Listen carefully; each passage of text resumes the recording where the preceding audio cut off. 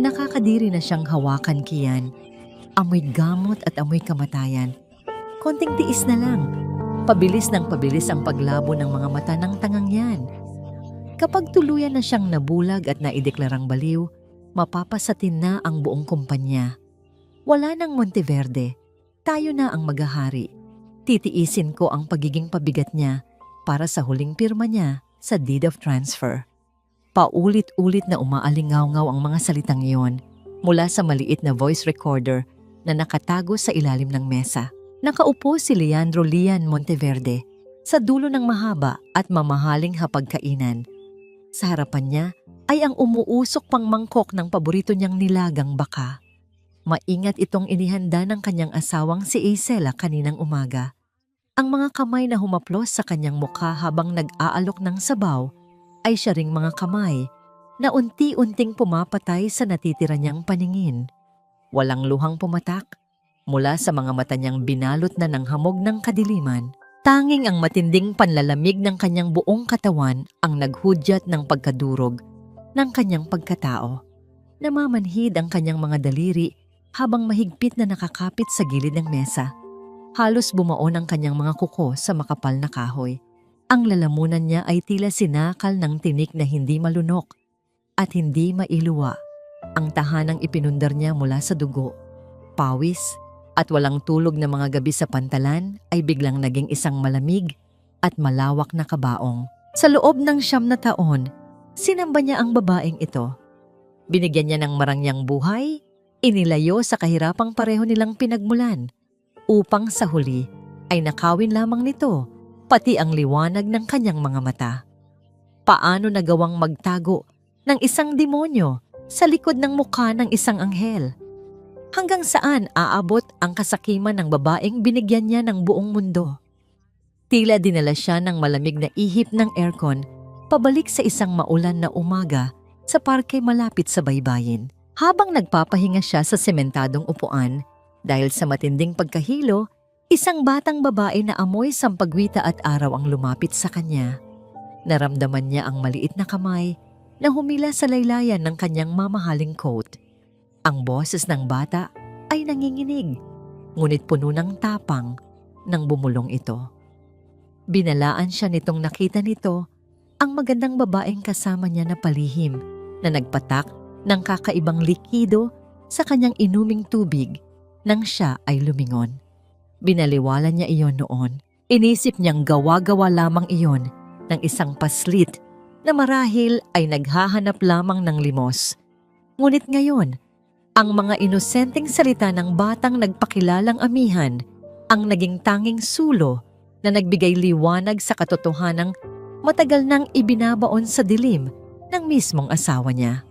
Nabalik lamang ang kanyang diwa nang marinig niya ang mabibigat at pamilyar na yabag ng takong napapalapit sa komedor.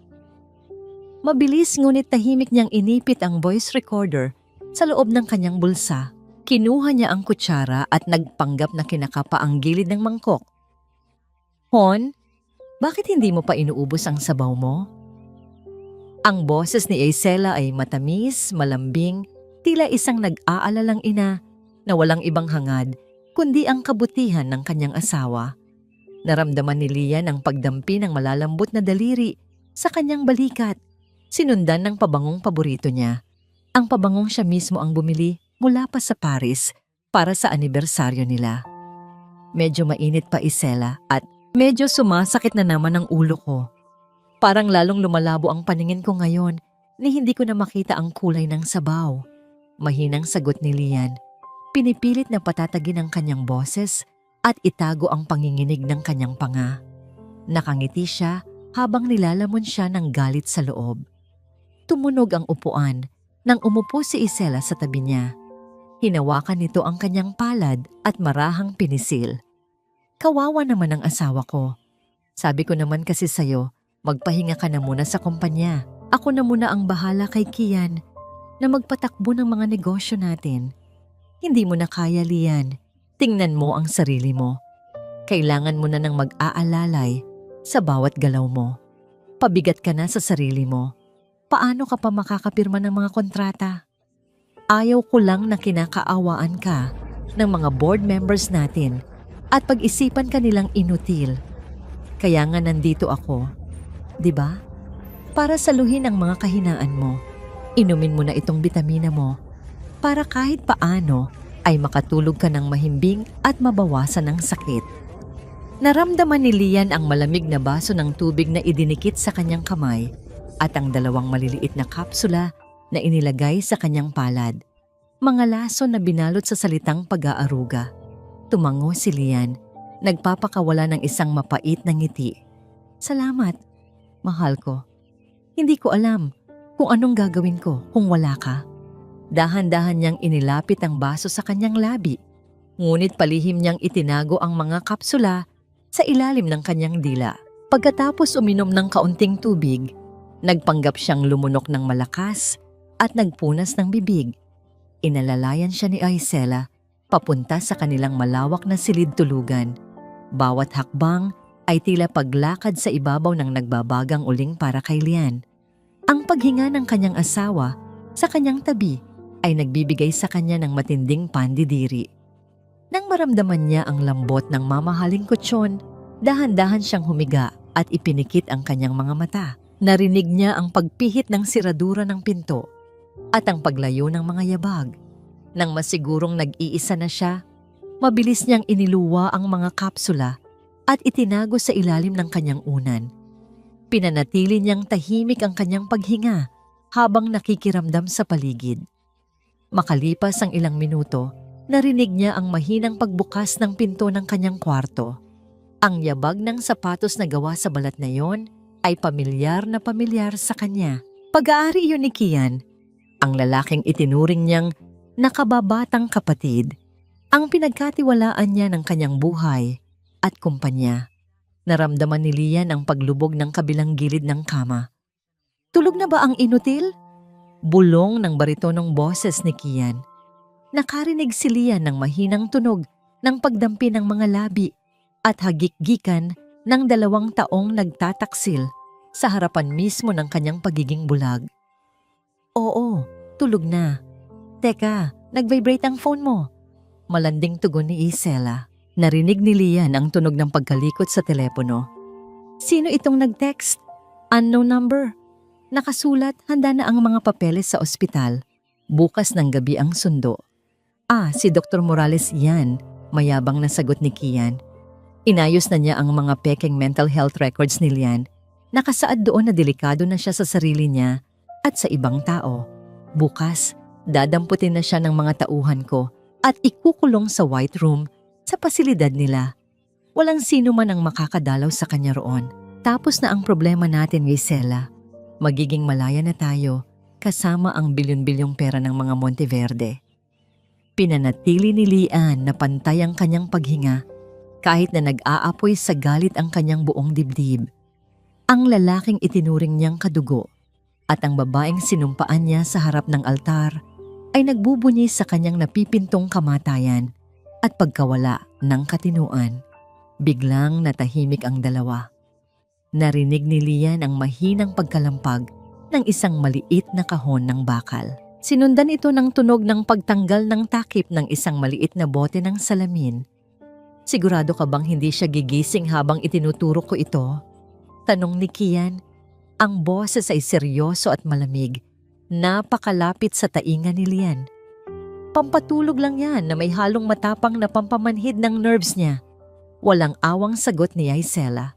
Para bukas, kapag kinuha na siya ng mga ambulansya, hindi siya makakapanlaban, hindi makakapagsalita, at tuluyan ng magmumukhang nawawala sa sarili kapag nagpupumiglas. Bilis na, iturok mo na bago pa gumalaw. Naramdaman ni Lian ang paglapit ng 2 anino sa kanyang higaan. Hinaharangan ang maliit na sinag ng ilaw na nakakapasok pa sa kanyang malabong paningin. Ang amoy ng rubbing alcohol ay mabilis na humalili sa pabango ni Aisela. May kung anong basa at malamig na bulak ang idinampi sa gilid ng kanyang leeg, eksakto sa ugat na tumitibok. Wala siyang makita kundi kadiliman, ngunit malinaw na malinaw niyang nararamdaman ang bawat segundo ng pagtataksil ng mga taong pinakamamahal niya. Wala siyang laban, Nakakulong siya sa sarili niyang katawan na pilit nilang pinaparalisa. Isang matalim at manipis na dulo ng bakal ang dahan-dahang tumusok sa kanyang balat, naghahanap ng daan patungo sa kanyang dugo. Ang lamig ng bakal sa kanyang balat. Bago pa man bumaon ng tuluyan ang karayom sa kanyang laman, isang matalim at nakakabinging sirena ng fire alarm ang yumanig sa buong mansyon, bumabasag sa katahimikan ng gabi. Nagkukumahog na inilayo ni Kian ang kanyang tayong kamay na iwan ang maliit na kalmot sa leeg ni Lian. "What the hell is that? Check the hallway, Kian. Baka may sumusunog na sa bahay." Ang boses ni Yaisela ay puno ng gulat at takot. Narinig ni Lian ang mabilis na pagtakbo ng dalawa palabas ng kwarto, kasunod ang malakas na pagsara ng pinto. Ito na ang tanging pagkakataon niya. Kahit nahihilo at umiikot ang paningin, pinilit ni Lian na bumangon mula sa kama. Kinapa niya ang malamig na pader, dumaan sa likod ng malaking cabinet kung saan may lihim na pintuan patungo sa hagdanan ng mga kasambahay. Bawat hakbang pababa ay tila pag-akyat sa kalbaryo, habang ang kanyang puso ay kumakabog ng malakas sa takot na maabutan ng sarili niyang mga tauhan na nabayaran na ng kanyang asawa. Ibinaba niya ang kanyang dignidad, nagtago sa mga anino ng sarili niyang tahanan.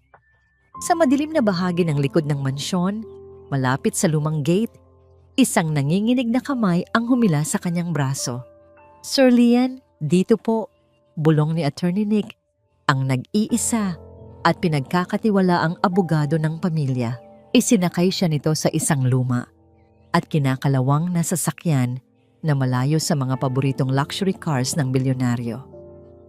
"Ako po ang nag-activate ng alarm mula sa main control panel. Kailangan nating umalis ngayon din bago nila mapagtanto na nawawala kayo sa kwarto." Habang umaandar ang sasakyan palayo sa kanyang kumikinang na imperyo, ipinaliwanag ng abogado ang mapait na plano. Pinaandar nito ang isa sa mga sasakyan ni Lian patungo sa isang matarik na bangin sa kabilang bayan upang palitawin na naaksidente ang bilyonaryo at nahulog sa dagat. Ipinaalala ni Nick na wala silang kalaban-laban sa ngayon. Kontrolado ni Yaisela ang mga autoridad sa kanilang presinto at hawak nito ang mga pekeng medical records na magpapatunay na nababaliw na si Lian. Kung magpapakita siya ngayon sa lipunan sa ganoong kahinang pisikal na kalagayan, madali siyang maikukulong sa pasilidad ng mga may diferensya sa pag-iisip bago pa man sila makapag-file ng kaso sa korte. Kailangan muna niyang maging isang patay na tao, isang alaala na lamang habang nililikom ng abogado ang mga matitibay na ebidensya para pabagsakin ang kanyang asawa. Ibinaba siya ni Nick sa isang madilim at masukal na eskinita malapit sa daungan ng Puerto Between. Ito ang lugar kung saan siya nagsimula bilang isang hamak na kargador. Ang lugar na pag-aari ng kanyang kumpanya, ngunit hindi niya kailanman nilingon simula nang yumaman. Nangako ang abogado na babalikan siya matapos mailipat ang mga natitirang pondo sa isang ligtas na account na hindi makikita ni Yaisela. Umalis ang sasakyan, iniiwan si Lian sa gitna ng walang awang pagbuhos ng ulan. Ang malamig na tubig ay tila libu-libong karayom na tumutusok sa kanyang balat na sanay sa init ng mamahaling tela. Dahil sa matinding epekto ng huling gamot na inihalo sa kanyang sabaw, tuluyan nang nagdilim ang kanyang paningin. Wala siyang makita kundi mga malabong anino at umiikot na mga hugis sa gitna ng bagyo. Naglakad siya ng walang tiyak na direksyon, kinakapa ang mga basang pader na amoy ihi at nabubulok na isda. Ang Leandro Monteverde na dating naglalakad sa mga red carpet at kumikinang na marmol na sahig ay ngayon ay naghuhumiyaw sa sakit habang natatapakan ng mga bubog at matutulis na bato sa putikan. Nadulas siya at bumagsak ng patiwarik sa isang mabantot na kanal.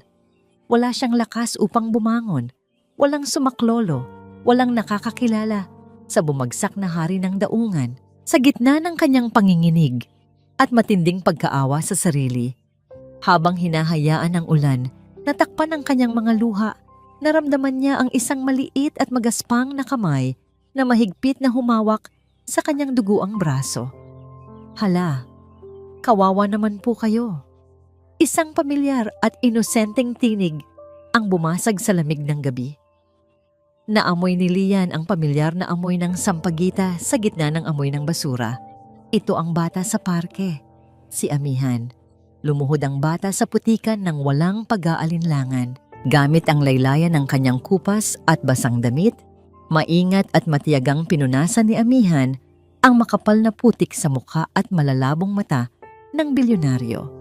Isang simpleng kilos ng pagmamalasakit na hindi kailanman naibigay ng babaeng pinakasalan niya. Inalalayan siya ng bata patayo. Ibinabaling ang mabigat niyang timbang sa maliit nitong balikat. Habang naglalakad sila ng dahan-dahan, narinig ni Lian ang mabibigat na kalansing ng napakaraming barya mula sa bulsa ni Amihan. Isang katanungan ang mabilis na nabuo sa isip ng lalaki. Bakit may dalang ganoon karaming barya? Ang isang paslit sa ganito kaalanganing oras ng gabi sa isang napakapanganib na lugar? Dinala siya ni Amihan sa dulo ng isang masikip at madilim na eskinita. Narinig niya ang pagtulak ng bata sa isang maingay at lumang pintong kahoy na tila anumang oras ay bibigay na. Pumasok sila sa isang maliit at masikip na espasyo kung saan amoy tuyo at uling ang hangin. Ngunit bago pa man siya makapagpasalamat o makahinga ng maluwag, isang boses ng babae ang sumalubong sa kanila na parang sampal. Amihan, saan ka ba galing na bata ka? At basang-basa ka ng ulan. Ang tinig ay matalim, mabilis, ngunit mababakas ang matinding pagod. Biglang tumigil ang pagsasalita nito nang mapansin ang kanyang presensya. At, sino ang pulubing yan? At bakit mo dinala rito sa loob ng bahay natin? Ang boses na puno ng galit at pait sa buhay. Amihan, ano ba ang pumasok sa isip mo at nag-uwi ka ng estranghero? Hindi tayo charity ward. Halos wala na nga tayong isubo. May sakit pa ang pamangkin mo. Paalisin mo ang lalaking yan bago pa tayo mapahamak. Ang matalim na tinig ng babae ay tumagos sa malamig na hangin ng maliit na barong-barong. Kahit nanlalabo ang paningin ni Lian at tanging mga anino lamang ang kanyang naaaninag, malinaw niyang nararamdaman ang bigat ng paghihirap na nakadagan sa balikat ng nagsasalita. Naamoy niya ang pinaghalong pawis, pampaalis ng lamig na menthol, at ang amoy ng lumang kahoy na nabasa ng ulan. Narinig niya ang panginginig ng boses ng batang si Amihan habang pilit nitong ipinagtatanggol ang kanyang presensya. Ate Mika, maawa ka po.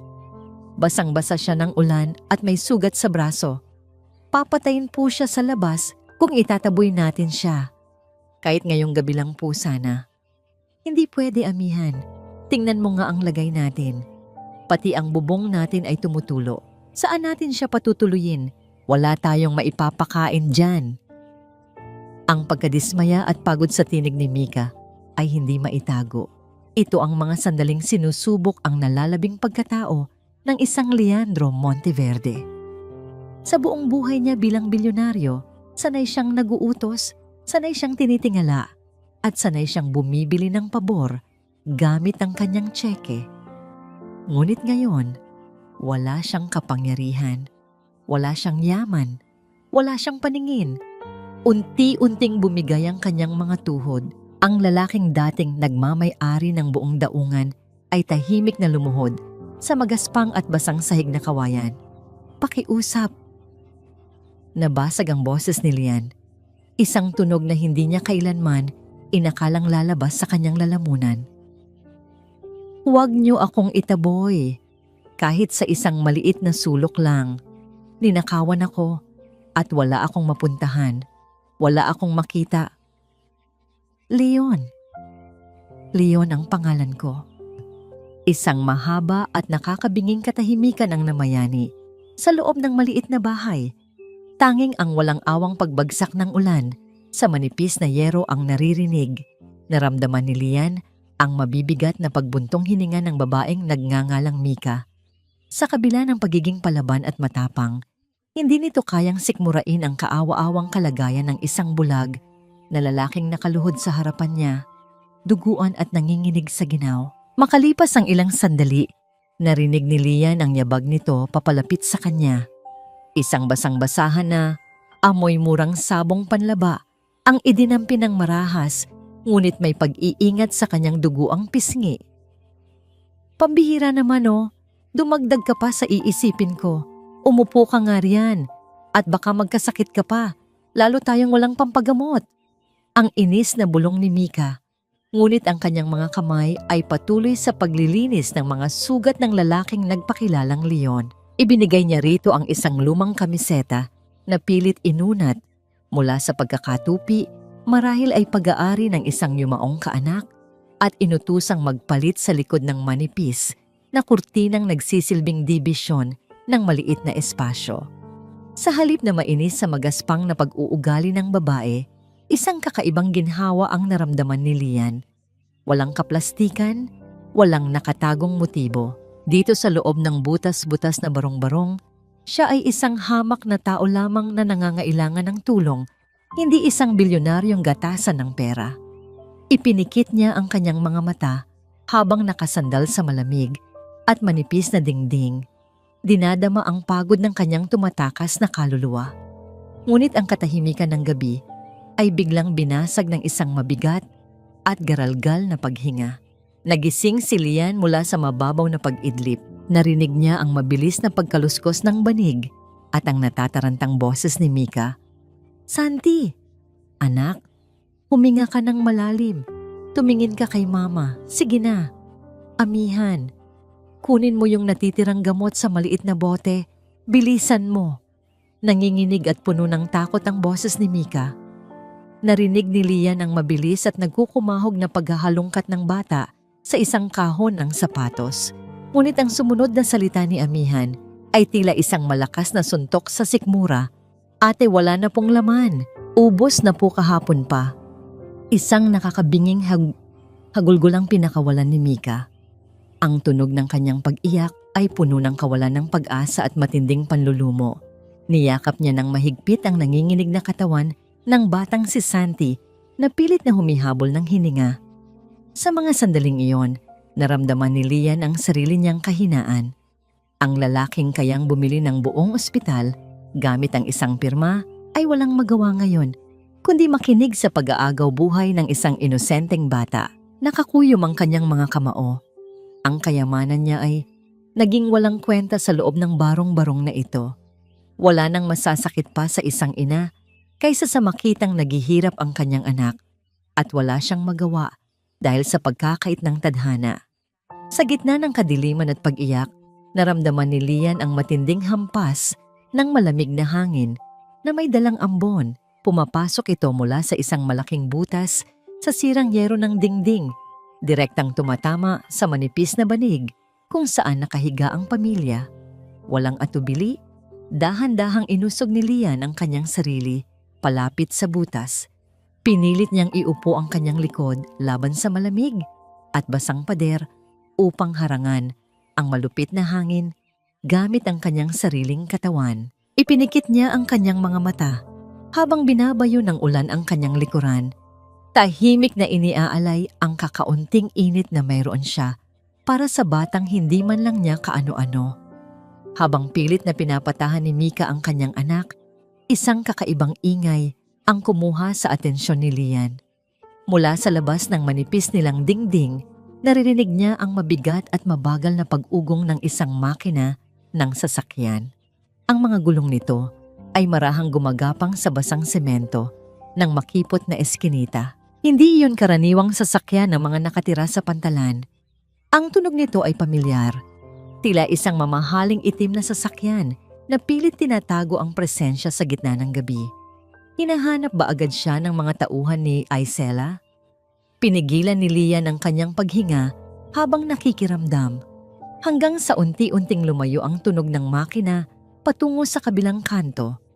Nang bahagyang kumalma ang paghinga ni Santi at nakatulog ito sa sobrang pagod, naiwan ang nakakabinging katahimikan sa loob ng bahay. Unti-unting luminaw ang malabong paningin ni Lian dahil sa paglipas ng epekto ng lason sa pamamagitan ng natitirang sinag ng ilaw mula sa poste ng kalsada na aninag niya ang anino ni Mika.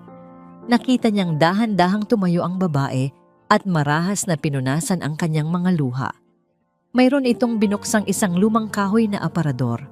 Napakuyom ang mga panga ni Lian nang makita niyang kinuha ni Mika ang isang lumang patalim mula sa ilalim ng mga nakatuping damit.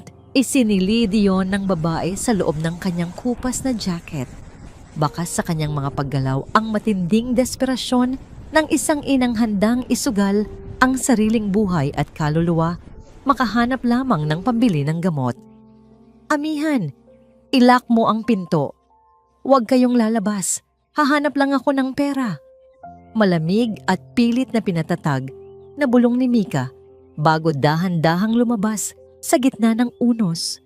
Ang kislap ng patalim sa gitna ng dilim bago pa man maihakbang ni Mika ang kanyang mga paa palabas ng pinto. Isang malamig ngunit matipunong kamay ang mahigpit na pumigil sa kanyang braso. Nilingon niya ang lalaking tinawag ang sarili bilang Leon. Mula sa bulsa ng sirang pantalon nito, dahan-dahang inilabas ni Lian ang isang mabigat na gintong relo na tanging natira sa kanyang pagkatao. Kinapa niya ang nanginginig na palad ng babae at mariing isinilid ito. Isangla mo ito, mahinang utos ni Lian. Ang boses ay pilit pinatatag sa gitna ng kanyang kahinaan. Ito na lang ang natitira sa akin. Ginto yan.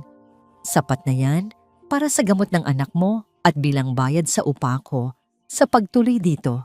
Ibitaw mo na ang patalim, Mika. Hindi ganyan ang tamang paraan para iligtas ang pamilya. Naramdaman ni Lian ang panginginig ng mga daliri ni Mika habang kinakapan nito ang malamig na bakal ng relo. Narinig niya ang pigil na paghikbi ng babae bago nito ibinaba ang patalim sa ibabaw ng lumang mesa.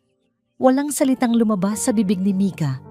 Tanging ang mabilis nitong paghakbang palabas ng pinto upang dalhin ang relo sa pinakamalapit na sanglaan bago pa tuluyang sumuko ang puso ng kanyang anak. Kinabukasan, nagising si Lian sa isang pamilyar na amoy na matagal na niyang hindi nalalanghap simula nang maging bilyonaryo siya. Ang matapang at maalat na amoy ng pinipritong tuyo. Ngunit ang tahimik na umaga ay mabilis na binasag ng isang matinis at mapangutyang boses mula sa labas ng manipis na dingding ng bahay. Aba, aba, aba. Totoo nga ang tsismis. Ang boses ay pag-aari ng isang ginang na tila isinilang upang manghimasok sa buhay ng may buhay. Narinig ni Lian ang mabilis na paglapit ng mga yabag nito sa kanilang pintuan. Mika, rinig na rinig ko ang mga boses ng lalaki rito kagabi ah. Nag-uwi ka pala ng pabigat na inutil para gawing kabit? Wala na nga kayong makain. Hindi mo pa mabayaran ang utang mo sa tindahan ko. Tapos nag-aalaga ka pa ng bulag na kalaguyo. Ano yan? Pampalipas lamig mo sa gabi. Nakakadiri ka. Nakuyom ni Lian ang kanyang mga kamao. Kahit kailan, wala pang nangahas na tawagin siyang inutil. Sanay siyang yumuyuko ang lahat sa kanyang harapan. Akmang tatayo siya upang harapin ang walang hiyang kapitbahay nang marinig niya ang malakas na pagbagsak ng sandok sa ibabaw ng kawali. Mabilis na lumabas si Mika, ang boses ay kasing talim ng patalim. Huwag mo akong simulan, Aling Marites.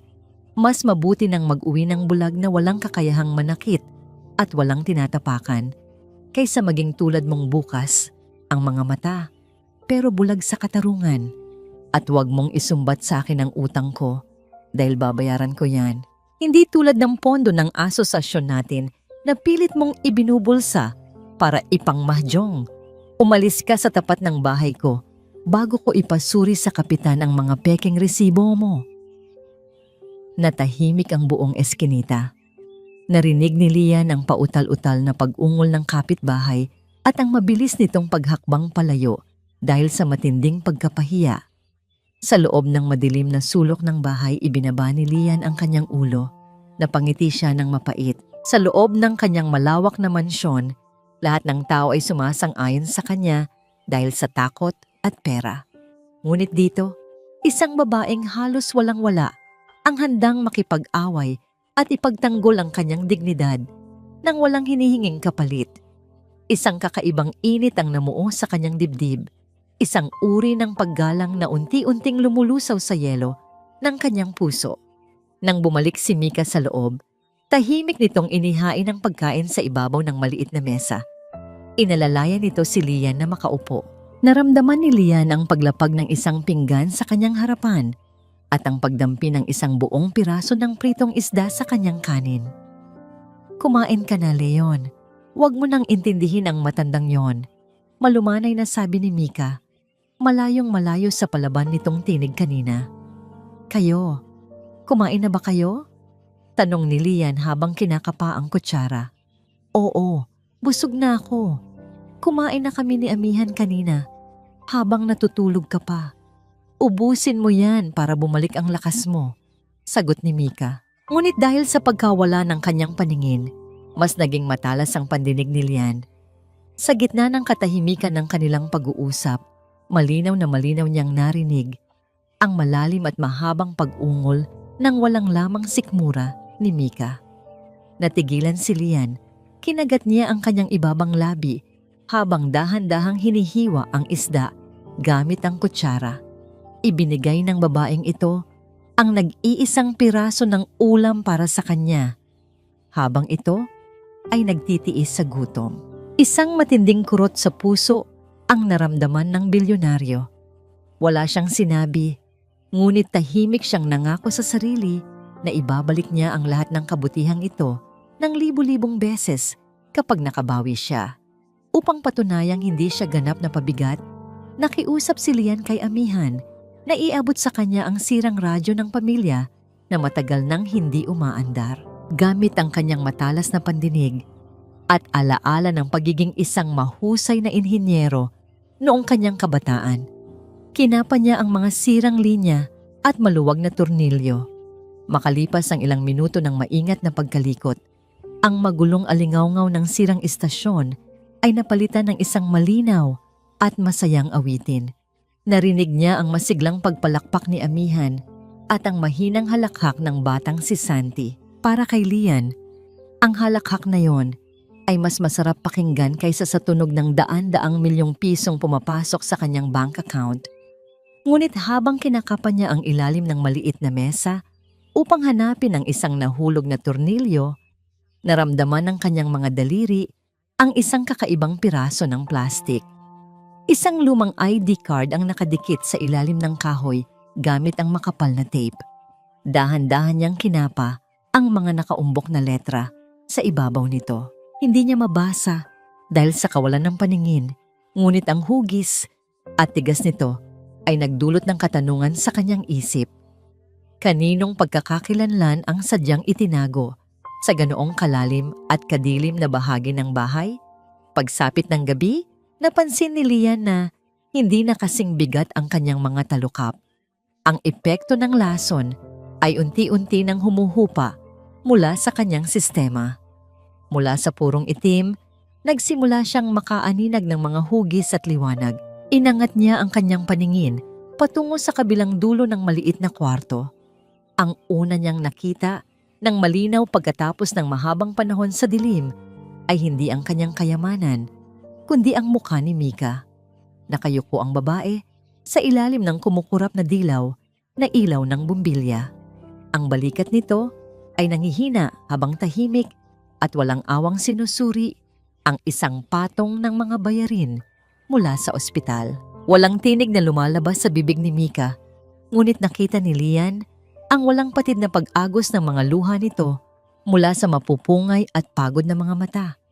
Ang mga luhang bumabagsak sa papel, habang balot pa ng hamog ang buong eskinita at mahimbing pang natutulog ang mag-anak sa ibabaw ng manipis na banig. Tahimik na bumangon si Lian. Hindi na purong itim ang kanyang nakikita. Unti-unti nang bumabalik ang anino at hugis ng mga bagay sa kanyang paligid, sapat upang makapaglakad siya nang mag-isa palabas ng pinto nang hindi nakakabangga. Dala ang ilang pirasong barya na hiniram niya mula sa maliit na alkansya ni Amihan. Tinunton niya ang isang pampublikong telepono sa kanto nakalawangin, at tila inabandona na ng panahon. Isiningit niya ang mga barya sa loob ng makina at pinindot ang numero ng nag-iisa niyang kakampi. Sumagot ang kabilang linya ng may halong pag-aalala. Mababa at mabilis ang mga salitang binitawan ni Lian. Inutusan niya si Attorney Nick na gumamit ng isa sa mga nakatagong pondo ng kumpanya at ipadaan ito sa isang kilalang institusyon ng kawanggawa. Ang utos ay malinaw at hindi mababawi. Bayaran ng buo ang operasyon ng batang si Santi sa lalong madaling panahon nang walang iniiwang bakas ng pangalan ng mga Monteverde. Ibinaba niya ang telepono bago pa man makapagtanong ang abogado tungkol sa sarili niyang kalagayan. Para kay Lian, mas mahalagang madugtungan ang buhay ng bata kaysa asikasuhin ang paghihiganti niya kay Waisela sa mga oras na yon. Pagbalik niya sa barong-barong, naabutan niya si Amihan na maagang nag-aayos ng mga nakakalat na papel at resibo sa ibabaw ng maliit na mesa. Habang tinutulungan niya ang bata, nahagip ng kanyang nanlalabong paningin ang isang gusot na resibo ng gamot para sa puso. Ngunit ang umagaw sa kanyang atensyon ay ang mga letrang nakasulat gamit ang asul na tinta sa likuran nito. Isang address ng isang pampublikong sementeryo sa dulo ng lungsod, kasama ang isang tiyak na numero ng block at lote. Isang malamig na katanungan ang bumalot sa kanyang isipan. Bakit isusulat ng isang desperadong ina ang lokasyon ng isang puntod sa mismong resibo na nagbibigay buhay sa kanyang anak? Upang iwasan ang bumibigat na hangin, dahan-dahang nagtanong si Lian habang kinakapa ang gilid ng mesa. Tinanong niya kung bakit ganoon na lamang ang talim ng dila at galit ng kapatid nito sa tuwing nababanggit ang mga taong may salapi at kapangyarihan. Tumigil si Amihan sa pagliligpit. Ang inosenteng tinig ng bata ay napalitan ng isang mapait na kalungkutan na hindi akma sa kanyang murang edad. Ikinuwento nito na ang kanilang ama ay isang tapat at masipag na kargador sa pinakamalaking daungan ng Puerto Bituin. Namatay ito 3 taon na ang nakalilipas ng bumigay ang lumang kable ng isang crane at bumagsak ang ton-toneladang kargamento. Ipinaglaban ni Mika ang hustisya at ang nararapat na kabayaran mula sa kumpanya. Ngunit ipinagtabuyan lamang sila. Sinisi ng mga nakatataas ang kanilang ama. Pinalabas na hindi nito isinuot ang tamang kagamitang pangkaligtasan upang makatipid ang kumpanya sa pagbabayad ng danyos. At ang pangalan ng kumpanyang dumurog sa pamilya ni Mika, ang kumpanyang nagkait sa kanila ng hustisya, ay walang iba kundi ang Monteverde Logistics. Tila tumigil ang pag-ikot ng mundo ni Lian. Ang bawat salitang binitawan ni Amihan ay kasing bigat ng mga konkretong bumagsak sa ama ng mga ito. Naalala niya ang araw na yon. Nakaupo siya sa kanyang malambot at umiikot na silya. Pumipirma ng mga kontrata habang inilalatag ni Kian ang ulat ng aksidente. Pinirmahan niya ang pagbasura sa reklamo ng mga pamilya dahil pinaniwalaan niya ang kasinungalingan ng kanyang kanang kamay na kasalanan, iyon ng mga trabahador. Gumuho ang kanyang pagkatao. Ang pamilyang nag-alay ng nag-iisang tuyo at nagpatuloy sa kanya sa gitna ng bagyo ay ang mismong pamilyang pinatay niya sa gutom at kawalan ng katarungan dahil sa kanyang kapabayaan bilang isang pinuno. Pagsapit ng gabi, umuwi si Mika mula sa maghapong paglalako ng mga kakanin. Halos kaladkarin na ang sariling mga paa sa sobrang pagod. Nakatulog ito nang nakaupo sa tabi ng natutulog na si Santi. Ang ulo ay nakasubsob sa kanyang mga braso sa ibabaw ng mesa. Dahan-dahang lumapit si Lian. Tinitigan niya ang babae sa ilalim ng aandap-andap na ilaw. Nakita niya ang mga magaspang na kamay ni Mika, puno ng kalyo at maliliit na sugat mula sa walang katapusang paghahanap buhay. Inilapit ni Lian ang kanyang nanginginig na palad, hindi upang hawakan ng babae, kundi upang idampi sa hangin na nakapaligid sa mga kamay nito. Tahimik at walang boses na humingi ng tawad ang bilyonaryo. Isang dalisay na pagsisisi na hindi kailanman mababayaran ng lahat ng ginto sa kanyang mga bangko. Kinabukasan ng umaga, Naaninag ni Lian si Mika na nakaupo sa labas ng pinto, matiyagang kinukusot ang mga damit na isinuot niya noong gabing iligtas siya ng mga ito. Narinig niya ang ritmo ng paghampas ng mga basang tela sa semento, ngunit biglang huminto ang mga paggalaw ng babae mula sa nakatagong bulsa ng maruming coat na isinuot niya nang tumakas siya sa mansyon. May nahulog na isang mamahaling piraso ng tela. Isang itim na panyong gawa sa purong seda. Kinuha ito ni Mika at pinagmasdan ng maigi. Sa gilid ng panyo ay nakaburda ang mga inisyal na ginto, LM, na napapaligiran ng tanyag na sagisag ng isang angkla na nakapulupot sa isang lubid, ang mismong logo ng Monteverde Logistics na nakatatak sa mga uniforme ng mga taong nagtaboy sa kanya mula sa punong tanggapan nito. Mabilis na tumayo si Mika. Pumasok siya sa loob ng bahay at lumapit kay Lian. Wala na ang lambot at pag-aalala sa mukha nito. Ang labi ng babae ay namumutla at ang kanyang paghinga ay mabigat at nanginginig sa matinding emosyon. Hinarap niya si Lian hawak ang panyo. "Leon, saan mo nakuha ito?" Ang boses ni Mika ay kasing lamig ng yelo at puno ng pagbabanta. Ipinakita niya ang burdang logo sa harap ng nanlalabong paningin ng lalaki. "Ito ang tatak ng mga demonyong pumatay sa tatay ko." Ang nanlilisik na mga mata ni Mika. Nanlamig ang buong katawan ni Lian. Kinapa niya ang panyo mula sa nanginginig na kamay ni Mika. Nagpanggap na naguguluhan at takot. Ibinaba niya ang kanyang ulo, pilit na itinatago ang kaba sa kanyang dibdib. "Patawad, Mika," garalgal na sagot ni Lian. Ginagamit ang kanyang kahinaan bilang kalasag. "Ninakaw ko yan sa isang mayamang lalaki na nakabangga ko sa kalsada bago tuluyang nagdilim ang paningin ko. Akala ko pamunas lang na pwedeng ibenta o ipalit ng pagkain." Isang mahabang pagbuntong hininga ang pinakawalan ni Mika. Ang galit sa kanyang mga mata ay unti-unting napalitan ng awa at pagkadismaya. Kinuha niya ang panyo mula sa lalaki at itinapon yun sa lumang basurahan. "Kahit kailan, Leon, huwag na huwag mong uulitin yan. Kahit mamatay tayo sa gutom, hindi tayo magnanakaw. Ang dangal na lang natin ang nag-iisang yaman na hindi nila pwedeng kunin. Tandaan mo yan." Tumango si Lian. Tahimik na tinatanggap ang pangaral ng isang babaeng mas mayaman pa ang kaluluwa kaysa sa lahat ng bilyonaryong nakilala niya. Ngunit bago pa man madugtungan ang kanilang usapan, isang ginang na nakasuot ng uniforme ng munisipyo ang kumatok sa kanilang bukas na pintuan. Iniabot nito ang isang selyadong sobre mula sa ospital na nag-aasikaso sa kondisyon ni Santi. Nanginginig ang mga daliri ni Mika habang pinupunit ang gilid ng sobre. Habang binabasa niya ang laman ng liham, unti-unting lumaki ang kanyang mga mata. Binalot siya ng matinding pagkabigla bago tuluyang bumagsak ang kanyang mga tuhod sa sahig. Tumulo ang kanyang mga luha ng walang pigil. "Ate, bakit po?" Kinakabahang tanong ni amihan habang inaalalayan ang kapatid. Bayad na ang buong operasyon ni Santi." Humahagulgol na sagot ni Mika. Ang boses ay puno ng kagalakan na matagal na niyang hindi naramdaman. May isang anonymous donor mula sa isang charity foundation ang sumagot sa lahat ng gastusin sa ospital. Inischedule na nila ang operasyon bukas na bukas din. Sa sobrang tuwa at pag-apaw ng emosyon, hindi na napigilan ni Mika ang kanyang sarili. Tumayo siya at walang pag-aalinlangang niyakap nang mahigpit si Lian. Isang yakap na puno ng pasasalamat sa kalawakan.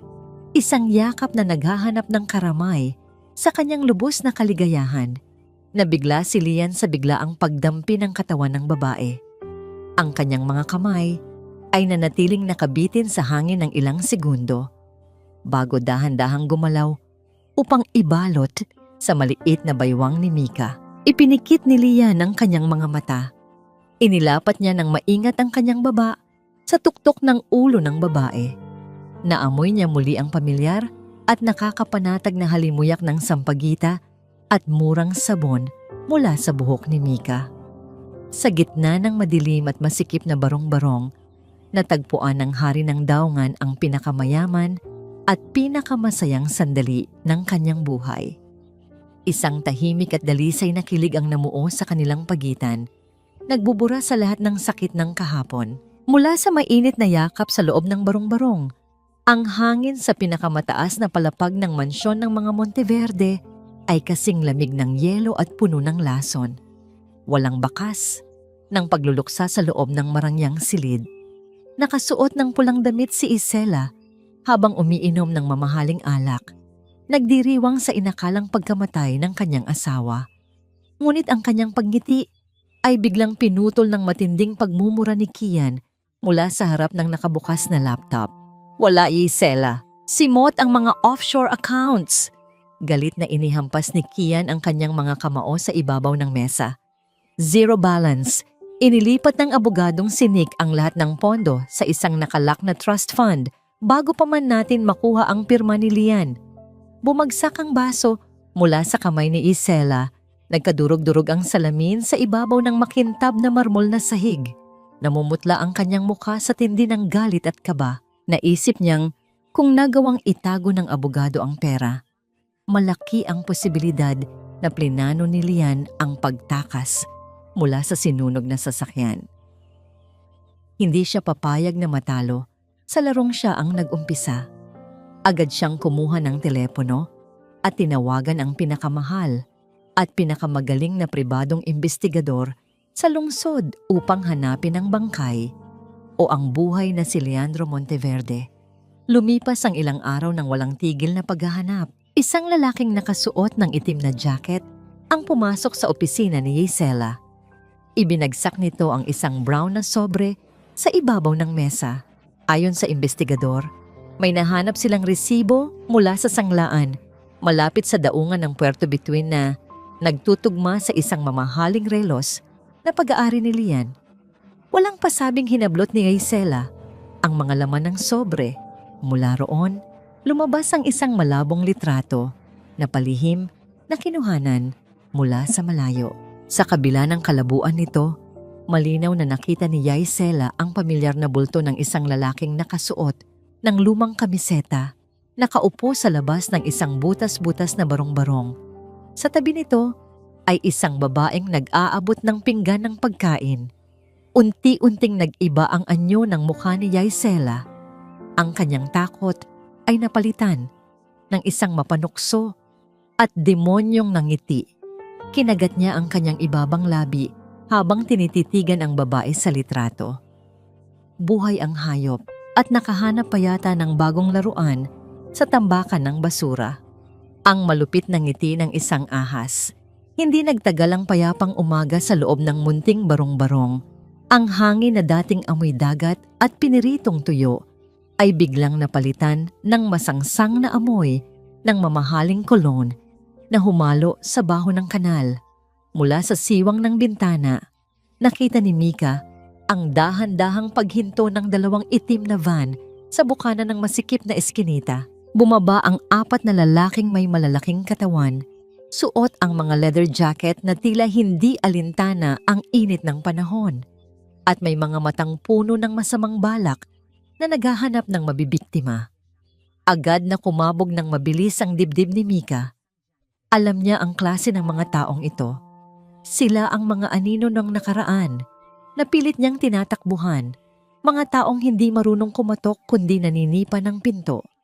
Mabilis niyang hinila si Lian mula sa kinauupuan nito sa harap ng radyo. "Leon, magtago ka!" Ang bulong ni Mika.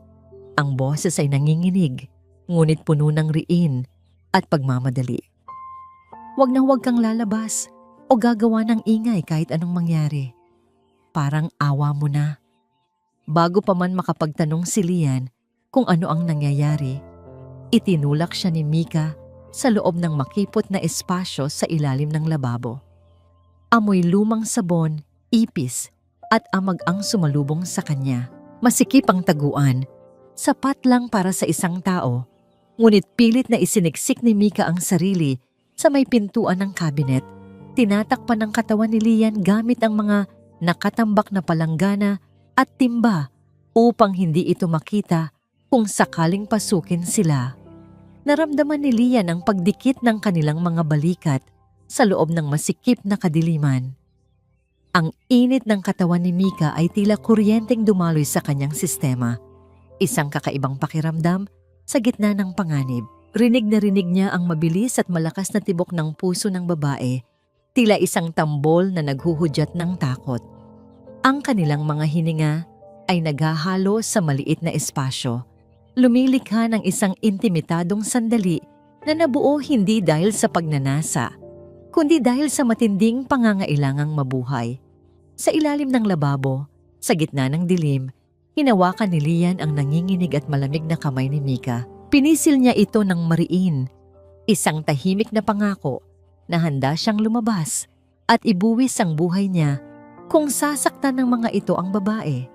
Lumabas si Mika mula sa ilalim ng lababo, maingat na isinara ang maliit na pinto ng kabinet upang itago si Lian. Huminga siya ng malalim, pinapawi ang takot sa kanyang muka at pinalitan ito ng tapang na ilang taon na niyang sandata sa lansangan. Hinarap niya ang pinto bago pa man ito tuluyang masira ng mga kumakatok. Bumukas ang pinto ng padabog at pumasok ang 4 na lalaki nang walang pasabi. Ang pinakanuno sa kanila ay may hawak na litrato. Ang malabong kuha ni Lian na nakaupo sa labas ng bahay noong isang araw. Marahas na idinikit ng lalaki ang litrato sa mukha ni Mika. Halos sumayad ang papel sa ilong ng dalaga. "Kilala mo ba ang lalaking to, miss? Huwag ka nang magsinungaling. May nakapagsabi sa amin na dito siya tumutuloy." Ang boses ng lalaki ay mababa, garalgal, at amoy alak at sigarilyo. Tinitigan ni Mika ang litrato at pagkatapos ay ang mga mata ng lalaki. Hindi siya kumurap kahit na nanginginig ang kanyang tuhod. "Wala akong kilalang ganyan. Maraming tambay dito sa daungan. Kung may hinahanap kayo, doon kayo magtanong sa barangay hall. Huwag sa bahay ng may bahay." Ngumisi ang lalaki, isang nangising nagpapatindig ng balahibo at puno ng pangungutya. Matapang. Pero tingnan natin kung hanggang saan ang tapang mo. Sa isang senyas ng leader, lumabas ang 2 tauhan nito. Mula sa bintana, kitang-kita ni Mika at narinig ni Lian ang nangyayari sa labas. Ang maliit na kariton ng lugawan, ang kaisa-isang pinagkukunan ng ikabubuhay ni Mika para sa gamot ni Santi at pag-aaral ni Amihan, ay walang awang itinumba ng mga lalaki.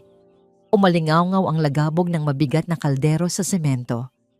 Ang tunog ng pagkabasag ng mga porselanang mangkok at mga kutsara ay tila pagbasag din sa puso ng isang ina. Ang mainit na lugaw na pinagpuyatang iluto ni Mika, madaling araw pa lang ay tumapon sa maruming kalsada, humalo sa putik at tubig kanal. Ang amoy ng luya, manok at bawang na dapat sana ay magbibigay ng ginhawa sa mga trabahador ay naging amoy ng nasayang na pagod at pangarap. Napanood ni Mika kung paano tapakan ng mga lalaki ang kanyang paninda. Dinudurog ang bawat pag-asa niyang makabangon ngayong araw. Nanatiling nakatayo si Mika. Nanginginig ang mga kamao sa gilid ng kanyang hita at namumuti ang mga buko ng daliri. Ngunit hindi siya umiyak sa harap ng mga demonyo. Ayaw niyang ibigay sa kanila ang kasiyahan na makita siyang durog at talunan. "Ito ang paunang bayad sa pagsisinungaling mo," sabi ng leader bago tumalikod at sumakay sa van. "Babalik kami. At sa susunod, hindi lang kaldero ang basag." Nang makaalis ang sasakyan ng mga lalaki at mawala ang ingay ng makina, saka lamang bumigay ang tuhod ni Mika. Napaupo siya sa sahig, tinatakpan ng kanyang mukha ng mga palad. Walang lumabas na boses, ngunit ang pagyugyog ng kanyang balikat ay sapat na upang maramdaman ni Lian ang bigat ng kanyang dalahin. Lumabas si Lian mula sa pinagtataguan. Ang kanyang paningin ay sapat na upang makita ang gulo sa labas at ang babaeng nakalugmok sa sahig. Dahan-dahan na siyang lumapit at lumuhod sa tabi ni Mika. Wala siyang sinabi dahil alam niyang walang salita ang makakapagbayad sa sinapit nito. Sa halip, inilagay niya ang kanyang kamay sa likod ni Mika. Hinahagod ito ng marahan. "Pasensya na. Pasensya na, Mika, bulong ni Lian. Ang boses ay puno ng sisi. Sa unang pagkakataon, naramdaman ng bilyonaryo ang tunay na halaga ng bawat sentimo. Ang itinapong lugaw sa labas ay barya lang para sa kanya noon. Pero para kay Mika, iyon ay buhay ng kanyang mga anak. Habang inaalo ni Lian ang umiiyak na si Mika, sa kabilang bintana ng kapitbahay, isang matandang babae ang nakasilip sa siwang ng kurtina. Ang mga mata nito ay nakatuon hindi sa nasirang kariton, kundi sa mukha ni Lian na ngayon ay naiilawan ng poste ng kuryente. Dahan-dahang isinara ng matanda ang bintana at kinuha ang telepono. Ang katahimikan ng gabi ay muling binasag nang may marinig silang kaluskos sa may pintuan. Isang papel ang ipinuslit sa ilalim nito. Kinuha ito ni Lian at binasa gamit ang nanlalabo pa ring mga mata. Ang sulat kamay ay magulo. Tila isinulat sa pagmamadali gamit ang uling. Ngunit ang mensahe ay malinaw at nakakapanindig balahibo. Ilabas mo ang bulag bago maghating gabi. Kung hindi, susunugin namin ang buong bahay na ito kasama ang mga anak mo. Binitiwan ni Lian ang papel nang maamoy niya ang masangsang na singaw na pumasok mula sa ilalim ng pinto. Amoy ng gasolina na unti-unting kumakalat sa paligid ng kanilang tahanan. Hindi na hinintay ni Lian na tuparin ng mga demonyo ang kanilang banta. Ang masangsang na amoy ng gasolina na sumusuot sa ilalim ng pinto ay sapat na paalala na ang kanyang pananatili sa bahay na yon ay isang mitya ng kamatayan para sa pamilyang nagmagandang loob sa kanya. Sa ilalim ng andap-andap na liwanag ng buwan, pinagmasdan niya ang mahimbing na tulog ni Mika at ng mga bata. Ang mukha ni Mika, kahit sa pagtulog, ay bakas pa rin ang pagod at ang mga luhang natuyo sa kanyang pisngi. Ito ang babaeng handang makipag-away sa mundo para lang maprotektahan ang kanyang pamilya at hindi hahayaan ni Lian na madamay ito sa gulo ng mga Monteverde. Dahan-dahang bumangon si Lian. Kumuha siya ng isang piraso ng papel mula sa kwaderno ni Amihan at isang pudpud na lapis. Sa kabila ng nanlalabo pa ring paningin, isinulat niya ang mga huling salita ng paalam. Wala siyang maibibigay na ginto o salapi sa ngayon. Tanging ang kanyang pag-alis, ang pinakamahalagang regalo niya upang iligtas ang buhay ng mga ito. Ipinatong niya ang sulat sa tabi ng unan ni Mika, kasama ng isang pangakong babalik siya upang ayusin ang lahat. Walang lingon-lingon, binuksan ni Lian ang pinto at humakbang palabas sa dilim ng eskinita. Sinalubong siya ng malamig na hangin at ng nakakabinging katahimikan ng gabi. Alam niyang nag-aabang ang mga tauhan ni Yesela sa kanto. Handa na siyang magpabugbog, handa na siyang magpakaladkad. Huwag lamang madamay ang barong-barong na naging panandalian niyang tahanan. Naglakad siya patungo sa dulo ng kalsada kung saan nakaparada ang itim na van. Nandito na ako! Mahinang bulong ni Lian sa hangin. Itinataas ang kanyang mga kamay bilang pagsuko. Tapusin na natin ito. Ngunit bago pa man siya madampot ng mga anino, biglang bumukas ang mga ilaw ng 3 sasakyan na mabilis na pumalibot sa lugar. Hindi ito mga tauhan ni Yesela. Nakita ni Lian ang pamilyar na bulto ni Attorney Nick na bumaba mula sa nangungunang sasakyan kasama ang mga piling pulis na pinagkakatiwalaan nito. Mabilis at tahimik ang naging operasyon. Walang putukan. Tanging ang mabilis na pagposas sa mga espiya ni Yesela na nagtangkang manlaban. Sir Lian, kailangan na nating umalis. Ligtas na po kayo, nagmamadaling sabi ni Nick habang inaalalayan ng bilyonaryo pasakay sa kotse. Nakuha na namin ang mga CCTV footage ng pagbabanta nila. Ito ang magiging huling pako sa kabaong ni Yesela. Pero sa ngayon, kailangan kayong mawala sa paningin ng lahat habang inihahanda namin ang kaso. Lumingon si Lian sa huling pagkakataon sa direksyon ng bahay ni Mika. Gusto niyang tumakbo pabalik. Gusto niyang yakapin ang babaeng nagturo sa kanya kung paano maging tao. Pero alam niyang mas mapapahamak ito kung mananatili siya. Mabigat ang loob na sumama siya sa abogado. Iniiwan ang kanyang puso sa piling ng mga dukha. Kinabukasan, sumikat ang araw na may dalang bagong pag-asa para kay Mika. Mabilis siyang umuwi galing sa ospital, bitbit ang magandang balita at isang supot ng mainit na pandesal. Matagumpay ang naging paunang pagsusuri kay Santi at nakatakda na ang operasyon nito sa makalawa. Gusto niyang ibalita agad ito kay Leon. Gusto niyang sabihin na may pag-asa na sila, na hindi na sila kailangang matakot. "Leon, gising na! May dala akong almusal!" Masayang tawag ni Mika pagpasok ng pinto. Ngunit katahimikan ang sumalubong sa kanya. Walang sumagot. Walang lalaking nakaupo sa sulok na nag-aayos ng radyo. Malinis at maayos ang pagkakatupi ng kumot ni Leon. Sa ibabaw ng unan, nakita niya ang kapirasong papel. Kinuha ito ni Mika at habang binabasa ang nilalaman, unti-unting gumuho ang namamangiti sa kanyang mga labi. "Salamat sa pagiging daungan ko sa gitna ng bagyo. Aalis ako para hindi kayo malunod sa mga alon na humahabol sa akin. Patawad." Bumagsak ang supot ng pandesal sa sahig. Naramdaman ni Mika ang matinding kirot sa kanyang dibdib. Isang uri ng sakit na hindi dulot ng gutom, kundi ng pangungulila. Sa maikling panahon, nasanay siyang nandyan si Leon. Nasanay siyang may kasalo sa hirap. Mabilis siyang tumakbo palabas. Hinanap ang lalaki sa bawat sulok ng daungan. Nagbabaka sakaling makita pa ang likod nito sa gitna ng karamihan. Ngunit wala. Naglaho na si Leon na parang bula. Umuwi si Mika na luhaan. Pagpasok niya sa kwarto, niyakap niya ng mahigpit ang naiwang lumang kamiseta ni Lian. Naamoy pa rin niya ang pinaghalong pawis nito at ang murang sabong panlaba na ginamit niya. Ibinaon niya ang kanyang mukha sa tela at umiyak. Inaamin sa sarili na nahulog na ang loob niya sa isang lalaking hindi niya tunay na kilala.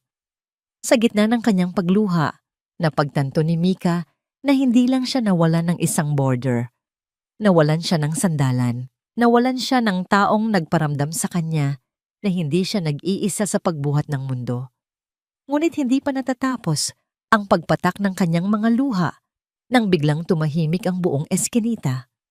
Ang karaniwang ingay ng mga naglalarong bata at nagchichismisang mga kapitbahay ay tila binura ng isang mabigat na presensya. Naramdaman ni Mika ang kakaibang tensyon sa hangin.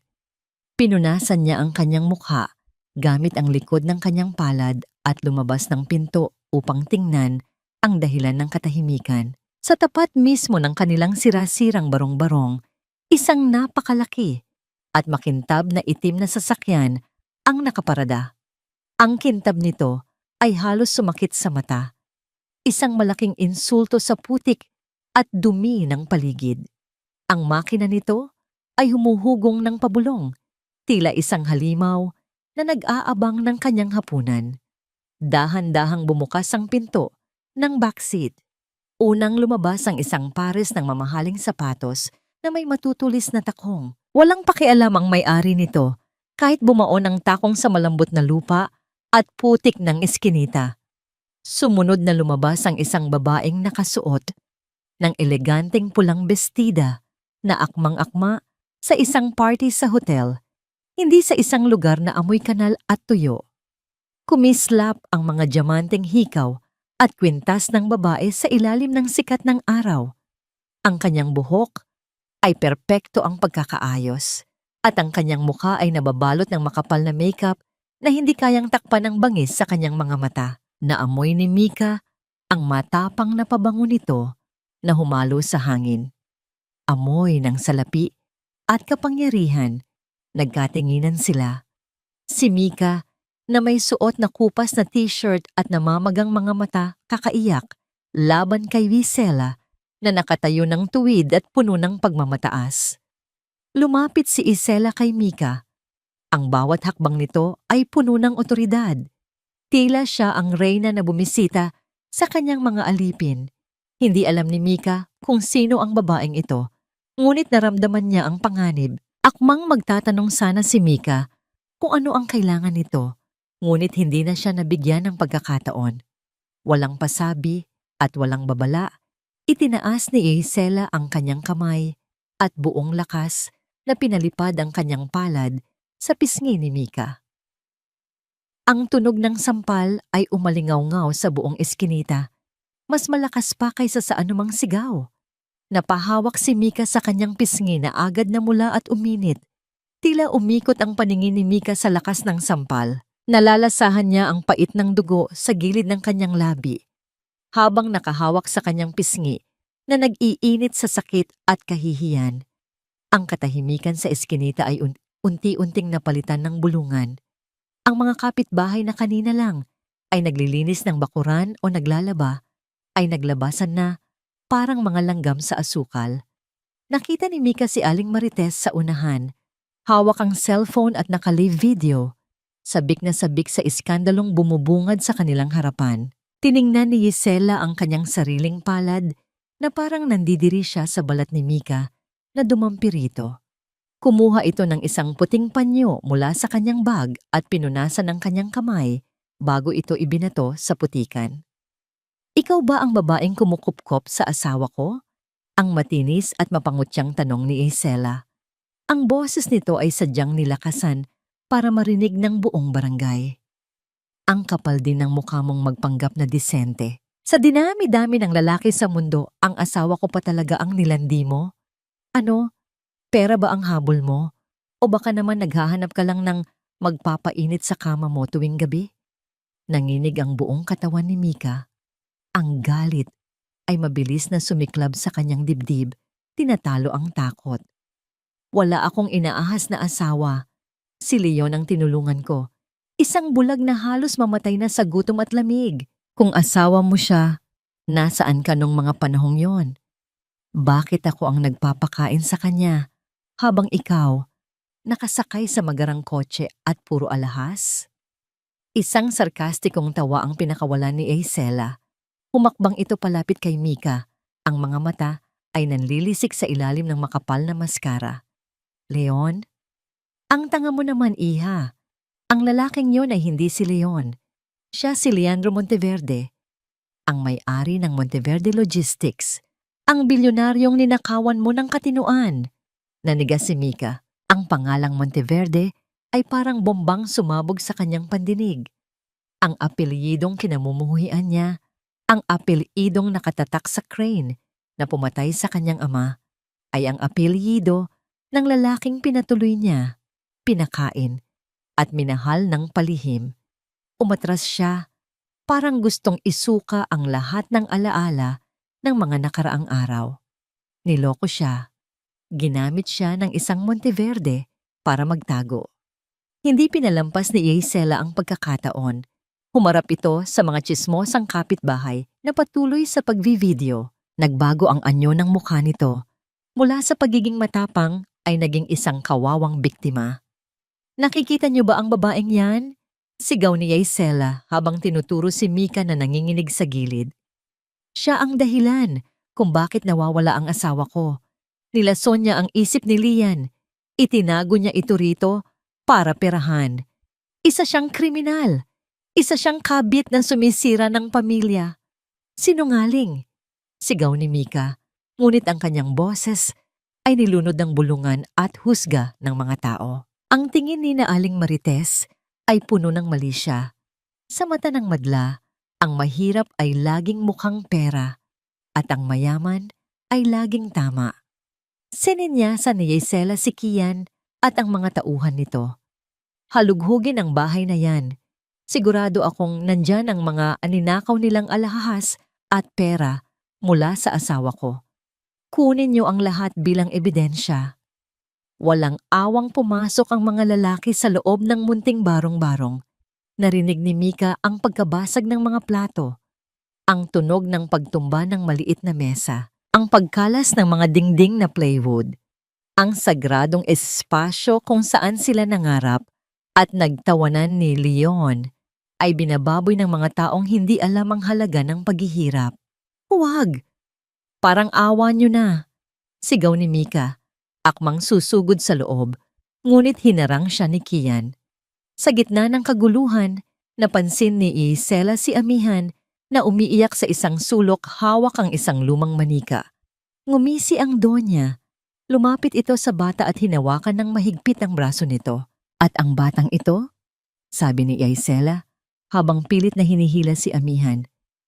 Hindi ligtas sa puder ng isang kriminal. Dadalhin ko siya sa DSWD. Mas mabuti pang lumaki sa ampunan kaysa lumaki sa piling ng isang pokpok na tulad ng kapatid niya. Ate, tulungan mo ako. Ate Mika, sigaw ni amihan. Nagpupumiglas habang kinakaladkad siya ng ginang papunta sa sasakyan.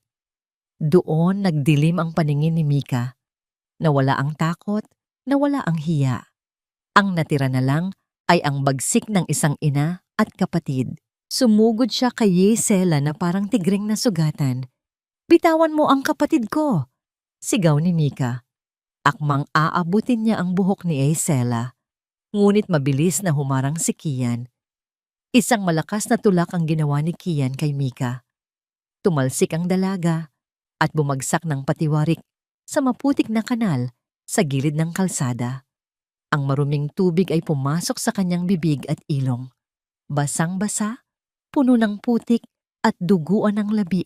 Sinubukan ni Mika na gumapang pabalik. Ang kanyang mga kuko ay bumaon sa lupa.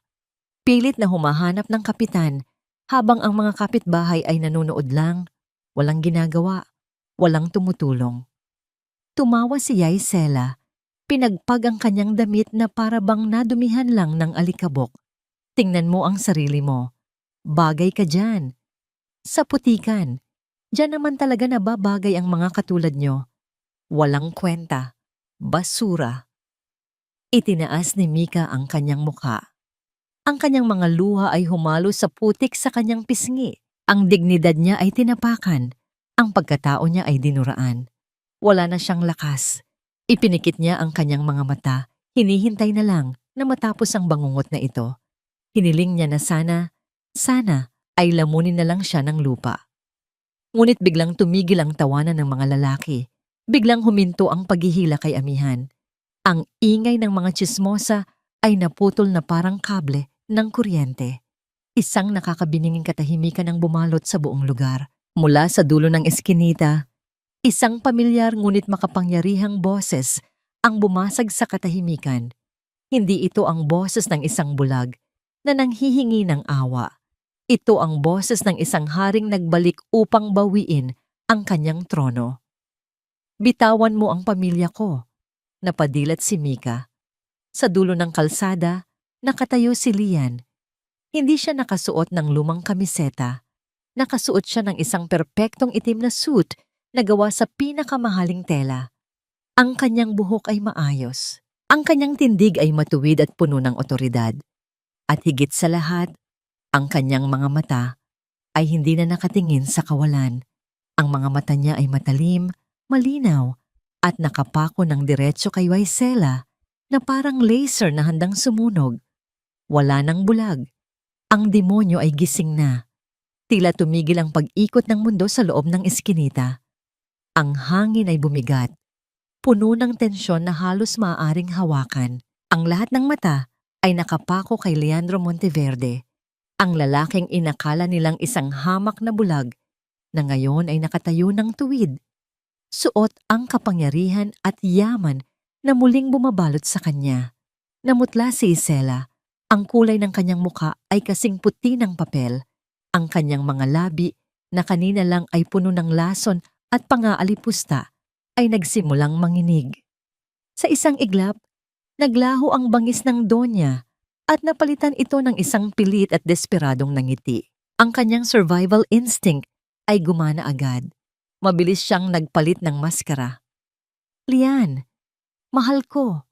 Sigaw ni Isela, ang boses ay biglang naging matinis at puno ng pekeng kagalakan. Tumakbo siya palapit sa asawa, nakadipa ang mga braso na parang isang nasasabik na esposa. Diyos ko, salamat at buhay ka. Alam mo bang halos mabaliw ako kakahanap sa'yo?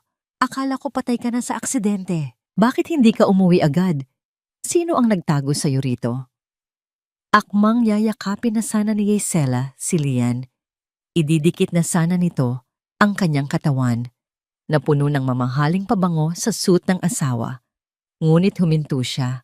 Huminto siya hindi dahil gusto niya, kundi dahil sa lamig ng titig ni Lian. Ang mga mata ng bilyonaryo ay walang buhay, walang pagmamahal, walang awa.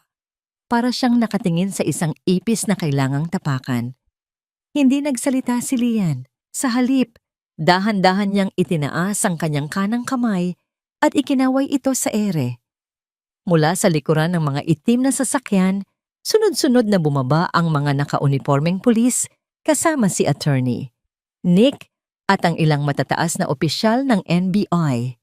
Ang mga ilaw ng sirena ay tahimik na kumislap, pula at asul, na sumasayaw sa maputik na pader ng mga barong-barong. Anong ibig sabihin nito, Lian? Nauutal na tanong ni Gisela, unti-unti nang umaatras. Lumingon siya kay Kian, ngunit ang kanyang kabit ay namumutla na rin at akmang tatakbo pabalik sa van. Huli na. Hinarang siya ng 2 pulis at agad na pinusasan. Naglabas si Lian ng isang maliit na voice recorder mula sa kanyang bulsa.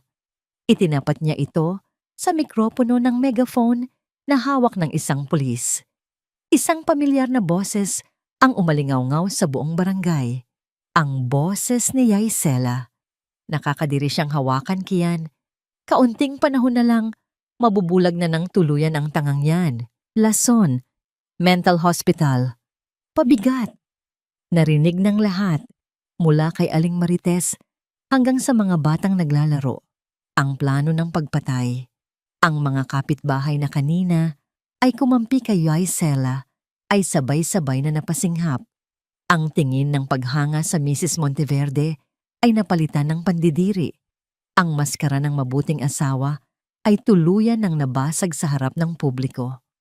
Huli ka sa akto, Mrs. Monteverde, malamig na sabi ni Attorney Nick habang inilalabas ang warrant of arrest, attempted parricide estafa at illegal detention.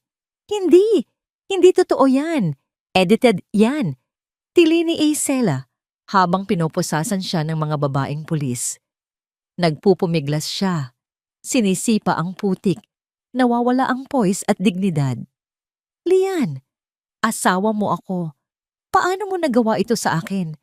Ako ang nag-alaga sa'yo. Lumapit si Lian kay Gisela.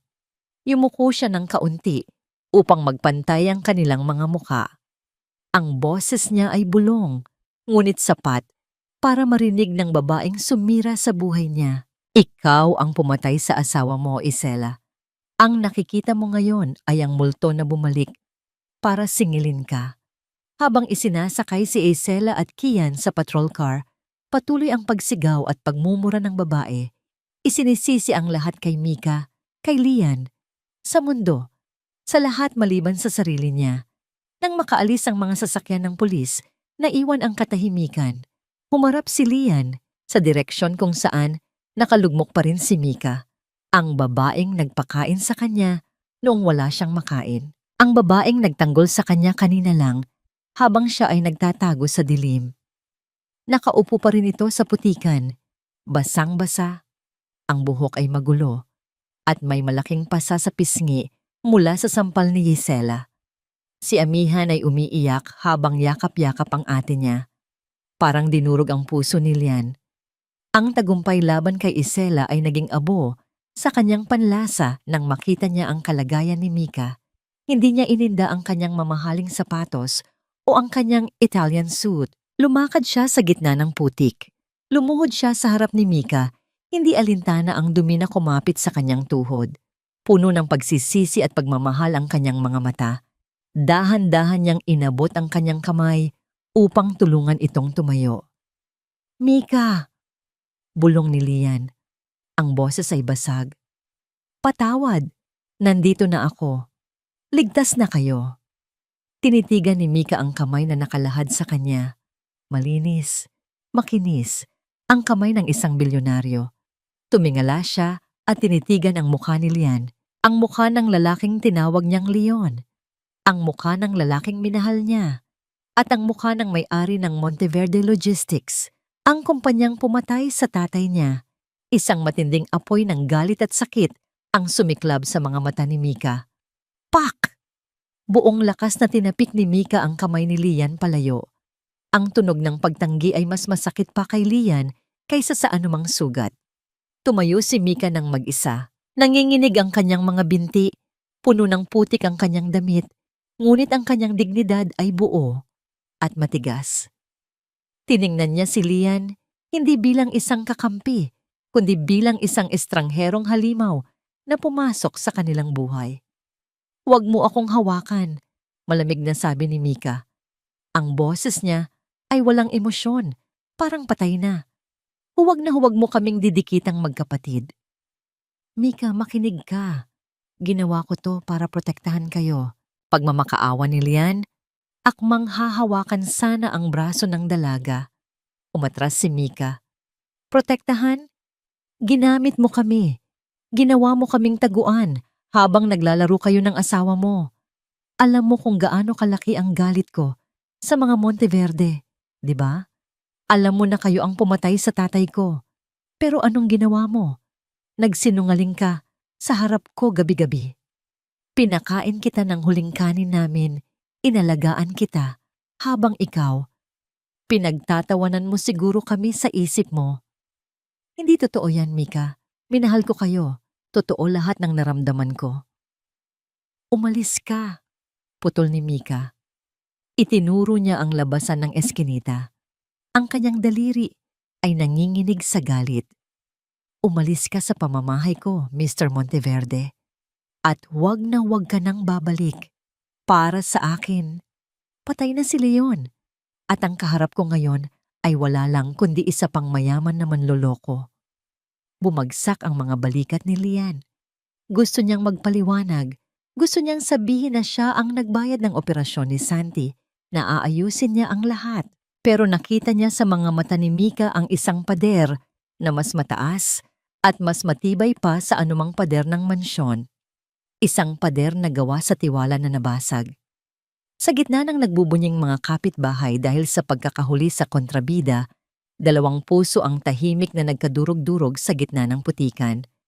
Tumalikod si Mika, hinila si Amihan at Santi, papasok sa kanilang sirang bahay, at padabog na isinara ang pinto sa mukha ng bilyonaryo.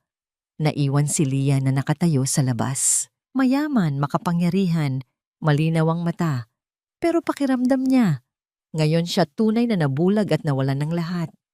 Bumalik si Lian sa kanyang mansyon, ang palasyong dati niyang ipinagmamalaki bilang simbolo ng kanyang tagumpay. Ngunit sa pagbukas ng malalaking pinto, sinalubong siya ng nakabibiging katahimikan. Ang marmol na sahig ay malinis at makintab, ang mga chandelier ay kumikinang, ngunit ang hangin ay malamig at walang buhay. Wala ang matinis na halakhak ni Amihan na naglalaro ng manika. Wala ang amoy ng sinangag at tuyo ni Mika tuwing umaga. Wala ang init ng isang tahanang binuo sa gitna ng kahirapan.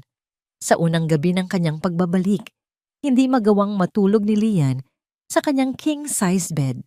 Masyadong malambot ang kutsyon, tila nilalamon siya nito sa sobrang luwag. Hinahanap ng kanyang likod ang tigas ng papag at ang siksikan sa loob ng barong-barong. Sa huli, kumuha siya ng unan at natulog sa sahig ng kanyang kwarto. Nakatingin sa kisame habang iniisip ang babaeng nagtaboy sa kanya. Kinabukasan, pumasok si Lian sa kanyang opisina sa Monteverde Logistics. Hindi siya nagsuot ng mamahaling suit. Nakasuot lamang siya ng simpleng polo barong. Ang una niyang hinarap ay hindi ang mga kita ng kumpanya, kundi ang isang sobrang ipinadala ni Mika. Nanginginig ang kanyang mga kamay habang binubuksan ito. Sa loob ay ang tumpok ng pera, ang eksaktong halaga na ibinayad ng anonymous donor sa ospital para kay Santi. Nalaman ni Lian mula kay attorney Nick na isinanla ni Mika ang titulo ng maliit nilang lupa sa probinsya at nangutang sa mga kamag-anak para lang mabuo ang halagang ito. Kasama ng pera ay ang isang maikling liham na isinulat sa likod ng resibo ng kuryente. Hindi nabibili ng utang na loob ang pagkatao namin. Salamat sa tulong, Mr. Monteverde. Pero hindi namin kailangan ng pera ng pumatay sa tatay ko. Napapikit si Lian. Ang bawat salita ay parang latigo sa kanyang konsensya. Na-realize niya na ang pader na itinayo ni Mika ay hindi gawa sa bato, kundi gawa sa dangal. At hindi ito kayang tibagin ng kahit anong yaman. Sa halip na magmukmok, kumilos si Lian. Ipinatawag niya ang buong board of directors at ang mga pinuno ng unyon ng mga manggagawa. Sa harap ng lahat at sa harap ng mga kamera ng media, inilabas niya ang mga tinatagong dokumento ng nakaraang administrasyon, ang mga ebidensya ng kapabayaan ni Kian at ng dating management na nagdulot ng aksidente sa daungan 3 taon na ang nakalilipas. Ako si Leandro Monteverde at inaamin ko ang aking pagkukulang. Seryosong pahayag ni Lian sa live television. Nabulag ako ng kita at nakalimutan ko ang mga taong nagbubuhat ng kumpanyang ito. Mula sa araw na ito, pananagutan ko ang lahat. Ang hustisya para sa mga biktima, lalo na sa pamilya de la Cruz, ay ibibigay ko hindi bilang bayad pinsala, kundi bilang pag-amin sa kasalanan. Sa loob ng ospital, habang binabantayan ang natutulog na si Santi, napanood ni Mika ang balita. Nakita niya ang pagluhod ni Lian sa harap ng monumento ng mga manggagawa. Nakita niya ang pagod sa mga mata nito, ang parehong mga mata ng leon na nakilala niya. Kumirot ang kanyang puso. Gusto niyang maniwala, pero ang takot na muling masaktan ay napakalakas pa rin. Pinatay niya ang TV at tumingin sa bintana. Dumilim ang langit. Ang mga ulap ay nagkulay abo at ang hangin ay nagsimulang humagupit. Isang malakas na bagyo ang paparating sa Puerto Bituin. Dahil kailangang bayaran ang mga inutang, napilitan si Mika na pumasok sa bago niyang trabaho bilang checker sa isang lumang bodega malapit sa dagat. Binaliwala niya ang babala ng bagyo, iniisip na kailangan niyang kumita. Ngunit habang tumatagal ang gabi, lalong lumakas ang hangin at ulan. Ang tubig dagat ay nagsimulang umapaw at pumasok sa loob ng bodega. Ang mga lumang container van ay nagsimulang umugong sa lakas ng hangin. Nagpanik ang mga trabahador. Nagtakbuhan sila palabas, ngunit si Mika ay natrap sa dulo ng pasilyo nang bumagsak ang isang tumpok ng mga kahon, humaharang sa kanyang daanan. Tumaas ang tubig hanggang tuhod, tapos hanggang bewang. Madilim, malamig at nakakatakot. Sumigaw si Mika ng tulong, pero nilunod ng ulan ang kanyang boses. Naisip niya si Santi at Amihan. Naisip niya na baka ito na ang katapusan. Sa gitna ng kanyang takot, isang pangalan ang kusang lumabas sa kanyang bibig. Leon. Tila dininig ng langit ang kanyang tawag. Sa gitna ng dilim at rumaragasang tubig, isang anino ang sumuot sa butas ng gumuhong pader. Hindi ito nakasuot ng kapote. Basang-basa ang kaniyang puting polo at ang buhok niya ay nakadikit sa kanyang mukha. Si Lian, hindi siya nagpadala ng rescue team. Siya mismo ang sumugod. Mika, nasaan ka? Sigaw ni Lian. Ang boses ay puno ng pag-aalala na mas malakas pa sa bagyo. Lian, nandito ako. Sagot ni Mika, umiiyak sa halong takot at ginhawa. Mabilis na lumangoy at tumakbo si Lian sa baha. Nang makita niya si Mika, agad niya itong hinila palapit at niyakap ng mahigpit. Huwag kang mag-alala. Hindi kita iiwan. Hindi na kita iiwan. Akmang ilalabas na sana niya si Mika nang makarinig sila ng isang nakakabininging lagutok mula sa itaas. Tumingala si Lian at nakita ang isang malaking biga ng kahoy na bumigay mula sa bubong at pabagsak na diretso kay Mika. Walang pag-aalinlangan, walang pag-iisip. Mabilis na ipinihit ni Lian ang kanyang katawan at niyakap si Mika. Ginawang panangga ang sarili niyang likod. Isang malakas na kalabog ang umalingaw-ngaw.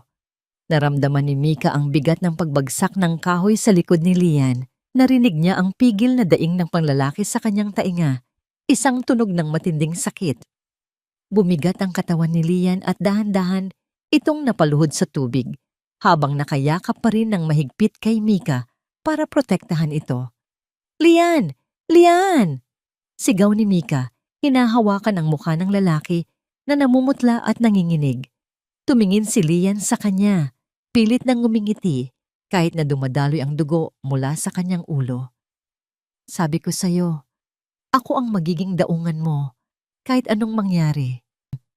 Pagkatapos ay dahan-dahang pumikit si Lian at bumagsak sa mga bisig ng babaeng mahal niya, habang ang bagyo ay patuloy na nagngangalit sa kanilang paligid.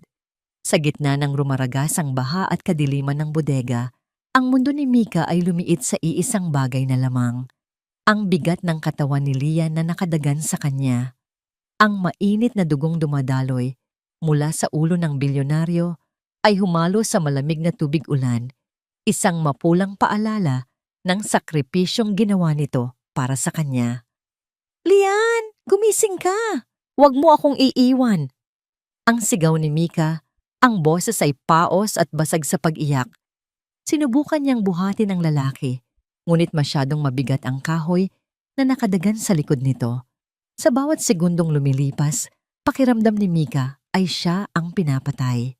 Ang galit, ang pride, ang hinanakit sa mga Monteverde. Lahat ng yon ay inanod ng baha. Ang natira na lamang ay ang takot na mawalan ng taong mahalaga sa kanya.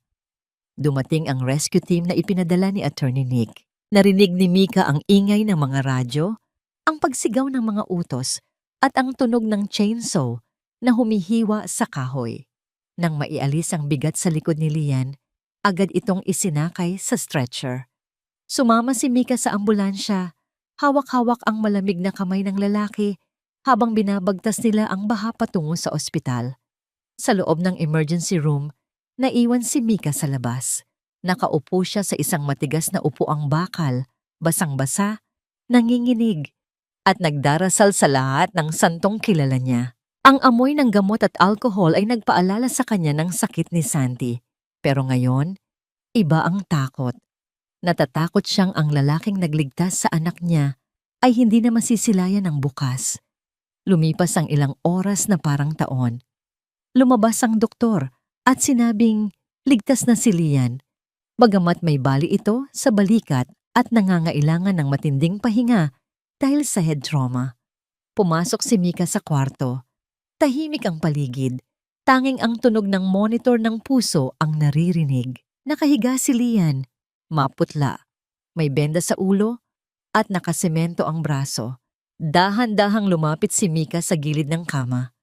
Hindi na niya napigilan ang sarili.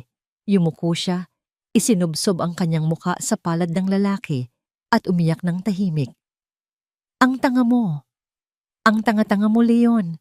Bulong ni Mika sa pagitan ng mga hikbi. Bakit mo isusugal ang buhay ng isang bilyonaryo para sa isang katulad ko? Dahil anhin ko ang bilyon kung wala ka naman. Napaangat ng ulo si Mika. Gising na si Lian. Ang mga mata nito, bagamat pagod at mapungay, ay nakatingin sa kanya ng may halong lambing at sakit. Gising ka na, sabi ni Mika. Pinapahid ang kanyang mga luha. Huwag kang gumalaw. Tatawagin ko ang doktor. Hinawakan ni Lian ang pulsuhan ni Mika. Pinipigilan itong umalis. Huwag. Dito ka lang.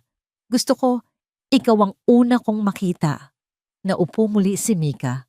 Tinitigan niya si Lian, hindi bilang isang Monteverde, kundi bilang ang lalaking nakasama niya sa hirap, ang lalaking nagkumpuni ng radyo, ang lalaking nagbalat ng isda para sa kanila.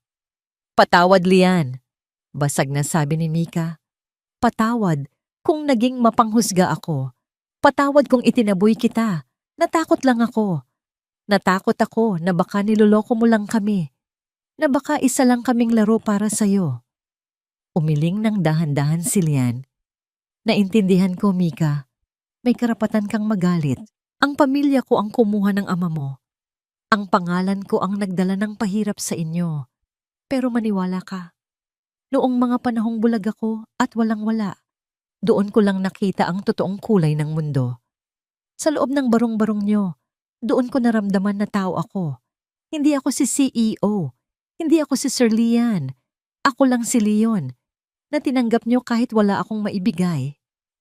Hinawakan ni Lian ang pisngi ni Mika gamit ang kanyang maayos na kamay. Ang hinlalaki nito ay marahang humaplos sa balat ng dalaga. Ikaw ang daungan ko, Mika. Patuloy ni Lian. Ang boses ay puno ng sinseridad. Sa dinami-dami ng barko at kargamento na dumaan sa pantalan ko, ikaw lang ang nagbigay sa akin ng kapayapaan. Kaya kong ipamigay ang lahat ng yaman ko, huwag ka lang mawala sa akin. Hindi na nakasagot si Mika. Sa halip, hinawakan niya ang kamay ni Lian na nasa pisngi niya. Ipinikit niya ang kanyang mga mata at idiniin ang kanyang mukha sa palad ng lalaki. Isang golden moment ng pagsuko at pagtanggap. Wala ng pader, wala ng pride. Tanging dalawang pusong naghilom sa pamamagitan ng pagpapatawad. Huwag mo na ulit gagawin yun, bulong ni Mika habang tumutulo ang luha sa palad ni Lian. Huwag mo na akong tatakutin ng ganito. Pangako, sagot ni Lian. Dahan-dahang inilapit ni Lian ang kanyang mukha kay Mika. Sa gitna ng amoy ng gamot at tunog ng ulan sa labas ng bintana, hinalikan niya ang noo ng dalaga. Isang halik na hindi nagmamadali, hindi mapusok, kundi puno ng respeto at pangako ng proteksyon. Ito ang halik ng isang lalaking handang manatili, hindi lang sa ginhawa, kundi lalo na sa hirap. Lumipas ang isang linggo. Hupa na ang baha sa Puerto Bituin. Ang araw ay muling sumikat, nagbibigay ng gintong kulay sa mga bubong ng mga bahay. Nakalabas na ng ospital si Lian, bagamat nakasling pa rin ang kanyang braso. Nasa tapat si Mika ng kanilang lumang barong-barong na ngayon ay inaayos na ng mga karpentero. Hindi mga tauhan ng Monteverde, kundi mga kapitbahay na nagbayanihan matapos malaman ang katotohanan. Si Aling Marites ay nahihiyang nag-abot ng ulam kay Mika bilang suhol at paghingi ng tawad sa kanyang mga tsismis. Habang nagwawalis si Mika sa bakuran, narinig niya ang pamilyar na tunog ng makina ng sasakyan. Huminto ang isang simpleng SUV sa tapat ng kanilang bahay. Hindi ito ang marangyang limousine ni Lian noon, kundi isang sasakyang pangpamilya. Bumaba si Lian. Wala na ang mamahaling suit. Nakasuot siya ng simpleng t-shirt at maong, tulad ng isang ordinaryong tao. Ngumiti siya kay Mika. Isang ngangiting umaabot sa mata, walang halong bigat ng nakaraan. Ngunit ang dala ni Lian ay hindi bulaklak o regalo. May hawak siyang isang brown na sobre na galing sa korte. Ang desisyon para sa kaso ni Isela at ang hinaharap ng kanilang relasyon ay nasa loob nito. Nagkatinginan sila. Alam ni Mika na sa pagtatapos ng kabanatang ito, isang bagong libro ng buhay ang kanilang bubuksan. Isang buhay na hindi na base sa kasinungalingan, kundi sa katotohanan at pagmamahal. Isang taon na ang lumipas mula nang humupa ang bagyo, ngunit sa loob ng Correctional Institution for Women, ang hangin ay nananatiling malamig at amoy kalawang. Sa isang masikip na selda sa dulo ng pasilyo, nakaupo ang isang babaeng dating tinatawag na Punya. Wala na ang makapal na makeup, wala na ang mamahaling alahas, at ang kanyang buhok na dating inaayos sa salon araw-araw ay ngayon ay buhaghag at puno ng puti. Si Ysela, na ngayon ay kilala na lamang bilang inmate 402, ay nakatulala sa isang gusot na dyaryo na ipinuslit sa kanya ng isang dalaw. Ang kanyang mga kamay, na dati humahawak lang ng wine glass, ay ngayon ay magaspang na dahil sa paglalaba ng uniforme ng ibang preso. Sa pahina ng dyaryo, nakita niya ang litrato ng isang masayang kasalan sa tabing dagat. Nakita niya ang namangiti ni Lian, isang namangiting hindi niya kailanman nakita noong sila pa ang magkasama. Napuno ng inggit at galit ang kanyang dibdib, ngunit wala na siyang magagawa. Ang kanyang sigaw ay nilamon ng matitibay na pader ng kulungan. Ang kanyang kasakiman ang naging sarili niyang hawla, at ang kanyang kabaliwan ang naging kaisa-isa niyang kasama. Ito ang kabayaran sa paglalaro ng apoy. Sa huli, siya mismo ang natupok. Samantala, sa isang pribadong resort sa Batangas, Malayo sa ingay ng syudad at mapanghusgang mata ng lipunan, ang hangin ay puno ng amoy ng dagat at bulaklak. Tumatakbo si Santi sa puting buhanginan, hinahabol ang mga alon na humahampas sa pampang. Wala na ang panghihina, wala na ang takot sa kanyang dibdib. Ang peklat ng operasyon sa kanyang puso ay naging simbolo na lamang ng kanyang pangalawang buhay. Sa di kalayuan, inaayos ni Amihan ang mga bulaklak sa aisle. Nakasuot siya ng simpleng puting bestida at bagamat nag-aaral na siya sa isang magandang eskwelahan, nanatili ang kanyang pagiging mapagkumbaba. Siya pa rin ang batang marunong tumanaw ng utang na loob. Sa harap ng isang simpleng altar, nagawa sa kawayan at pinalamutian ng mga sampagita, nakatayo si Leandro Lian Monteverde. Hindi siya nakasuot ng tuxedo, nakasuot siya ng isang puting linen na polo na nakatupi ang manggas hanggang siko at ang kanyang paa ay nakayapak sa buhangin. Ang kanyang mga mata ay nagniningning, hindi dahil sa luha ng sakit, kundi sa luha ng pasasalamat. Tinitigan niya ang kanyang pulsuhan. Wala doon ang Rolex o Patek Philippe. Ang suot niya ay ang lumang gintong relo na minsang isinanla ni Mika para iligtas ang buhay ni Santi. Ang relo na tinubos niya at pinili niyang isuot sa pinakamahalagang araw ng kanyang buhay. Ito ang paalala na ang oras ay hindi nasusukat sa pera, kundi sa mga sandaling kapiling mo ang taong mahal mo. Nagsimulang tumugtog ang gitara. Dahan-dahang naglakad si Mika palapit sa kanya. Wala itong suot na mamahaling gown na gawa ng sikat na designer. Ang suot niya ay isang simpleng bestida na siya mismo ang nagtahi. Ngunit para kay Lian, ito ang pinakamagandang damit na nakita niya. Ang mukha ni Mika ay walang bahid ng make-up, tanging ang natural na kinang ng isang babaeng nakatagpo ng kapayapaan matapos ang mahabang pakikibaka. Nang magtagpo ang kanilang mga kamay sa altar, naramdaman nila ang kalyo at peklat ng isa't isa, mga markang nagkukwento ng kanilang pinagdaanan. Lian, simula ni Mika sa kanyang panata, ang boses ay nanginginig sa emosyon. Noong una kitang nakita, akala ko isa ka lang pasakit. Akala ko, ang mga tulad mo ay marunong lang kumuha at hindi marunong magbigay. Pero tinuruan mo akong buksan ang puso ko. Tinuruan mo akong magpatawad, hindi dahil nakalimutan ko na ang nakaraan, kundi dahil mas mahalaga ang kinabukasan nating dalawa. Ikaw ang naging liwanag ko noong panahong akala ko ay wala nang katapusan ng dilim. Hindi kita pinili dahil sa pangalan mo o sa yaman mo, kundi dahil sa puso mong nahanap ko sa loob ng madilim nating bahay. Salamat dahil pinatunayan mo sa akin na hindi lahat ng makapangyarihan ay nakakalimot at hindi lahat ng sugat ay kailangang mag-iwan ng pait. Huminto si Mika. Ang kanyang mga mata ay nagniningning sa ilalim ng papalubog na araw.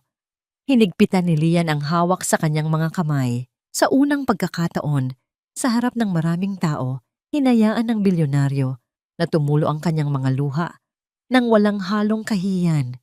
Mika, simula ni Lian, ang kanyang boses ay malalim at puno ng paninindigan. Noong nakakakita pa ako, wala akong totoong nakikita. Nabubuhay ako sa isang mundong puro numero at mga kontrata. Iniisip na ang lahat ng tao ay may presyo.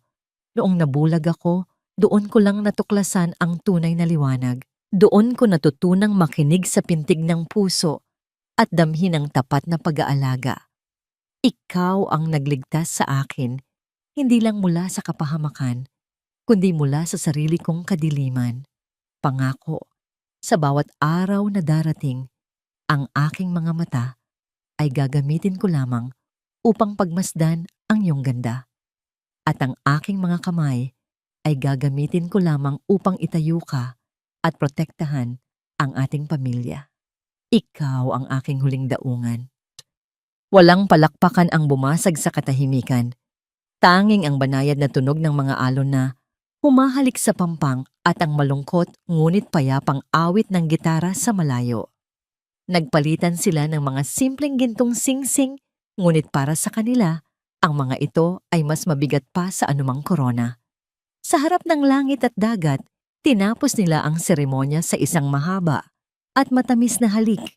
Isang halik na sumisimbolo sa paglimot sa sakit at pagtanggap sa bagong simula. Makalipas ang ilang buwan, na itatag na ang Second Harbor Foundation. Hindi ito isang kumpanya na naghahabol ng kita, kundi isang silungan para sa mga pamilya ng mga manggagawang biktima ng aksidente sa pantalan. Si Lian mismo ang bumibisita sa mga eskinita, hindi bilang isang boss, kundi bilang isang kaibigang marunong makinig. Ang dating imperyo ng Monteverde Logistics ay nagbago rin. Ang kaligtasan at kapakanan ng bawat kargador ang naging pangunahing prioridad, sapat upang mabigyan ng hustisya ang alaala ng ama ni Mika. Isang hapon, habang nagpapahinga ang mag-asawa sa beranda ng kanilang bahay sa Batangas, pinapanood nila sina Santi at Amihan na masayang nagtatanim ng mga punla ng sampagita sa hardin. Ang bango ng mga bulaklak ay humahalo sa alat ng hangin mula sa dagat. Isinandal ni Mika ang kanyang ulo sa balikat ni Lian, habang ang lalaki ay dahan-dahang humahaplos sa kanyang buhok. "Masaya ka ba, Leon?" Malambing na tanong ni Mika, gamit ang pangalang nakasanayan niya sa dilim. Ngumiti si Lian at hinalikan ang tuktok ng ulo ng kanyang asawa. "Ngayon ko lang naintindihan kung ano ang ibig sabihin ng pagiging sapat. Wala akong kailangan kundi ang kapayapaang ito." Tumingin sila sa malayo, kung saan ang araw ay tuluyan nang lumulubog sa abot tanaw, nag-iiwan ng kulay kahel at lilang guhit sa langit. Ang dilim ay muling darating, ngunit hindi na sila natatakot. Dahil alam nila, hanggat may pagmamahal na marunong magsakripisyo at magpatawad, laging may liwanag na maghihintay sa bawat umaga. Ang pamilya ay hindi lamang tungkol sa dugo at apelyido. Ito ay tungkol sa mga taong pinili mong samahan sa gitna ng unos at sa mga pusong pinili mong gawing tahanan. Dito nagtatapos ang kwento ni Lian at Mika. Sa isang daungan kung saan wala ng alon na masyadong malakas at wala ng gabing masyadong madilim para sa mga pusong nakahanap na ng kanilang ligaya.